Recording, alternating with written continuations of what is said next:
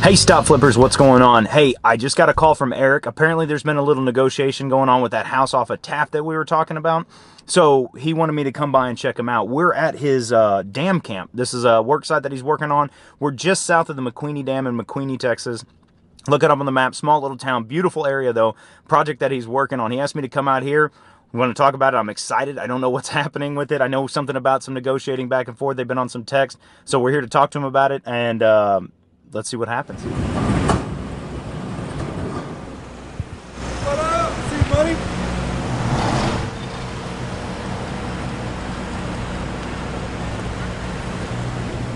So Eric, what are you building? The dam camp. Dam camp. What is the dam camp? It's going to be 2 houses that are shipping containers. It'll be a vacation rental, 750 foot of water frontage, private boat ramp, sand volleyball court, etc., etc., etc. So. And it's going up today. All right, Eric, so what's going on? Talk to me. What's happening? One of the properties that we really liked was Taft. I actually knew the realtor, sent him a couple of text messages. We kind of went back and forth, negotiating. I ended up giving up my side of the commission to help sweeten the deal. And then I think he was at 57. Our number was 55. So I'm here all day at a project I've got going on in McQueeney. So I got my my acquisitions and sales manager going to meet with Colin, and they're going to go run by it today, take a look at it, see if we can't justify the extra $2,000. If it's close, market's tough right now, so we'll probably pull the trigger on it, but we'll see. So, real quick question. When you say give up your commission, so you're a broker, you're making commission on all these deals? Yeah, so you figure on a $50,000 house, my commission is $1,500. So they came back at $59,000. I said, no, that's too much. You know, I'll give up my commission or give you both sides of it if you can get the deal done. So that sweetens his deal. He makes an extra $1,500 if he can get the deal. And so he came back at 57, giving up my 3%. So in other words, they wouldn't budge. He couldn't give him the budge. So he says, all right, well, I'll forgo that extra $1,500 and we'll just take it off the price, which got us down to 57. And that's kind of where we're at right now. I let him sit on it for a day or two. You know, if you go look at it today, let me know what you think, and if we can get it, let's get it. Gotcha. So another reason why we need to get our license, an extra 15 grand wouldn't be bad. 1,500. Sorry, 1,500 wouldn't be bad. But all right, so I'm going to meet with Hank. You'll text me his number. Yep. I'll meet up with Hank. We'll walk the property. We're looking at other houses in the area too, checking comps a little bit closer. Yep. All that jazz. Yeah, Hank will take you by there. You'll walk it, double check. You know, because whenever we're looking at 20 houses a day, we're running through these houses really quick.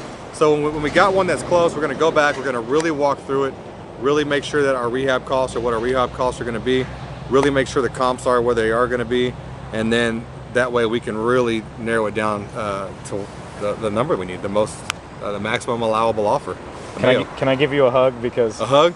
Because you're giving up that $1,500? I know that's a tough pill to, but hopefully it'll work out on the back end, right? When you do over 100 houses, that $1,500 it adds up quick. Love you, man.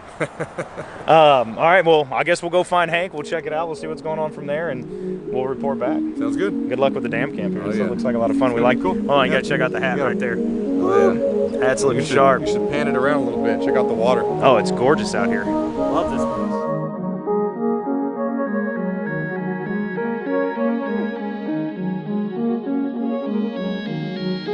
What I hate most in this life is a long night. No calls and no lights, but the moonlight creeping through the blinds till I feel the night spinning. I'm beginning to believe that tonight is the night. Dead by dawn, I'll shred my bomb to the end of my arm. I'm scared and coming back. Put me in the down where I belong. All right, ladies and gentlemen, we got Hank here. We finally got to get out here. We got here a little bit late, but it's all right. Hank's out here. We're gonna take a look at the house. He's gonna tell me all the things that I need to know that we're looking through. Hank, tell us a little bit about yourself. What do you do for Eric? What's going on? How do you help out? What's your role here? Well, I just recently transitioned into acquisitions. Mainly used to focus solely on sales, transitioning over to acquisition. So we're looking to buy a house. So let's figure this out. 635 Taft, we're back. all right. First things first. Whenever I pull up to a property, the first thing I do is look at the neighbors. Okay, look at the neighbors. Make sure it's an area that we want to be in. Okay, I personally look for spacing. Most of the clients in our owner finance market want want space. They want something that they could drive their vehicle in the back. Most of our clients are, you know, tend to have bigger families or maybe have their own businesses and need backyard access. So you look off here to the side, there is backyard access if needed. So a client could pull a trailer or whatever vehicles, whatever they need back there. So that's very, very important. Look at the roof. You know, this roof looks pretty new. It is, there is some it's not level across the entire roof, but as far as the shingles goes, it is a newer roof. Okay, I would probably say this lot's about 50 feet wide or so, but got a real thin lot, so got about 2 feet, 3 feet worth of space on this side over here. All right, tight lot. Tight lot. But we do got access to the backyard. Yes, we do. Okay. Next, you know, one thing that's very difficult, as you walk up this porch, you can see how it's starting to cave in. No, yeah, we already tripped over it once. Yeah, that's definitely going to be an issue because that needs to be knocked out. Filming, but I can't figure out the key situation either. This is funny. yeah, Come on, one more. there we go. Some Fort Knox in here, man. There you go. There you go. I wanted to point this out too real quick. Eric put a hole in the wall. Eric did that. That wasn't me. Yeah. So one thing, once you walk in, this house right away, you can see that there's some shifting. Look at drywall right here. How you have this drywall starting to crack. It's moving along. That's actually signs of shifting. I do like the hardened floors. Still got your old windows.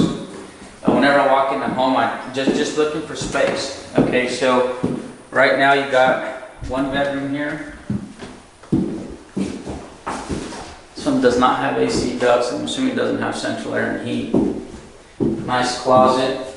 Look, this right here, how this is covered up tells me that there's a room on the other end. So probably the original house is a 2-bedroom, 1-bath, is what I'm assuming. And they added something on this back end because they have it covered up, right? Restroom, small restroom, pretty typical in these older homes.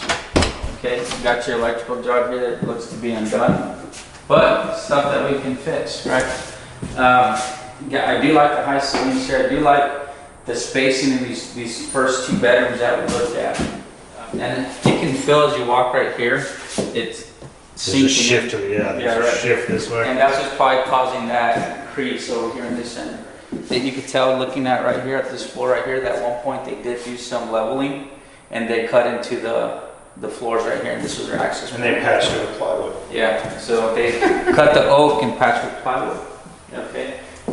This is your pretty typical kitchen, older kitchen. You look at the cabinets, wood cabinets, original cabinets. We typically take those out, redo them, put new cabinets. Here's that addition. Okay, so here's where that addition comes in.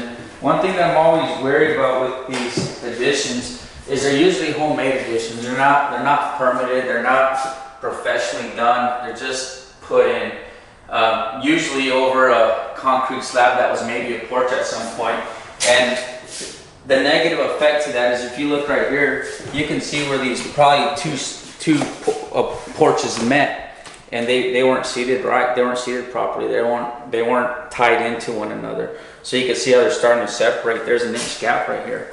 Again, whenever there's an addition like this, I always worry of it. Very seldom is it done professionally or to last. Well, I can tell you the stairs are really lackluster after that.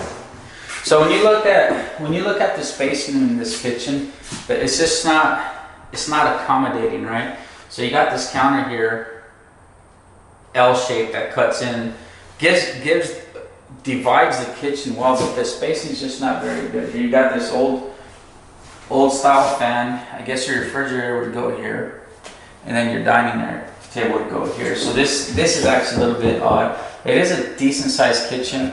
Yeah, but I think that although they're trying to add more cabinets, I think it really takes away from the functionality. So would you put some hung cabinets up over here? Yeah, I think you're better off going with hung. Yeah, just run this the full length. Yeah. And then that way it just takes away this one. And again, you can see some more cracking in the sheetrock. And all right, well, here's the deal. We were looking to get this house for $55, thinking we'd only have to put $20 into it.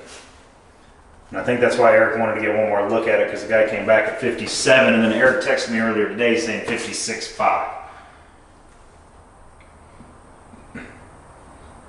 I think that's what we're here to figure out. Okay. Is it worth that extra $2,000? No. You want my numbers on it? Let me go get my calculator. I'll put some numbers on it real quick. Let's do it. So, something to really take into consideration right here is this awning. Although we have some good, Obviously, another professional install. there you go. Although the concrete is desired and it looks to be level, you have this makeshift awning here. Again, it's homeowner special is what I call it, thinking that it's good, but you know, it's difficult. It's a difficult sell whenever you go to put the house on the market, because a new homeowner is going to want it done right. So that's something to take into consideration as well whenever you're making an offer. Yeah, more concrete back here. Usually on these rehabs, these external structures like this in my eyes would be fine. Granted, you got some cracks in the concrete, but I still think with this awning you'd still be fine. You wouldn't have to touch it on in an owner finance. Got a smaller yard, smaller than what we're used to, smaller what our clients typically like, but it's still decent.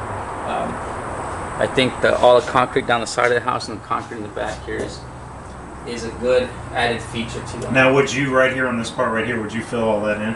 No, I wouldn't personally. No. As far as numbers go, you know, just being that this home is located on the south side, it is a desired area. It's an actual 2-1 with the addition. You know, I wouldn't want to be more than 89.9 in this house. With that being said, I think this house, you're looking, I would say 15 to 20 grand in rehab is what we're looking at. Let's just say 15 grand on the soft side. If that were the case, Puts us right back at 55. well, it puts us at 50. Puts us at 50. Yeah, puts us right back at 49.9. So I think even at that number, even at 50, I'd still be a little bit nervous just to feel better. Probably have to have it mid-40s, just for it to make sense for our business model, in order for us to deck it out and be able to put it back. You're breaking my heart. So we're talking. Those are my numbers. No, that's the problem is they're consistent. Mm-hmm. They're consistent. All right, so what are you saying? You're telling this guy 55 or nothing, or are you going to come back at 50? I wouldn't. I'd be at me personally, I'd be at 45. 45. Yeah. I think it's too quirky. Again, if it were a traditional layout, a traditional 3-bedroom layout, then that makes it a lot different. Being that it's a 2-bedroom with a funky addition that's not properly built, makes it tough. Because we are going to have to deal with that foundation issue. Okay, and you can see how it was just a porch. This addition was put over a porch. It wasn't put on a proper concrete foundation, and that's why you're having those issues, and that has to be addressed. All right, so it looks like I'm going to have to call Eric and tell him 50, maybe. So there's probably no way on this one. Yeah, I even think 50 would be pushing it. Again, being in sales for so long, having sold hundreds of homes, really understand what the client's looking for. You know, and this, I mean, I think it'd be tough pushing over 90 grand renovated. So that's where I think we're at. Well, there you have it. Gonna go home and cry. But guys, you got to keep in mind, you got to sell it when you're done. So you can't buy something that you just want to buy. You got to be able to make it work. Yeah, absolutely. And that's, you know, the house, you have to sell it, and I think that's a valid point. You absolutely have to sell it, and you have to know that you can sell it. It's easy to buy houses, renovate them, and they be on the market 5 months later. And you go broke. You go broke with them sitting on the market forever. Exactly. And you look at your sales team and wonder why aren't these houses moving? But there's a lot of things to take into consideration. Again, these funky additions, these untraditional homes. You know, it's not a traditional layout. So that is going to be something you have to overcome. So again, just keep all that in mind. That's what you got to do. So you got to get on the sales side of things, talk to the realtors, find out what sells, make sure you're thinking about all these things before you start putting money into stuff. All right. Well, I'm going to go home and cry a little bit. Start over. get back to the drawing board. But hey, they can't all be winners. You got to make sure you do it right, especially on your first one. Well, shit. We that's two people feel like it's overpriced. Eric, I felt like it was really trying to make it work, and it just wasn't working. So we're gonna have to. I guess that's it, man. We're kind of done with it. Doesn't sound like the seller's gonna go down to where we need it to be. And even though, personal lesson that I've learned, it's like, hey, man, you feel it, you think this is the one, but if the numbers aren't working, don't force a square peg into a round hole. So the good news is, hanging out with Hank, we learned a couple things.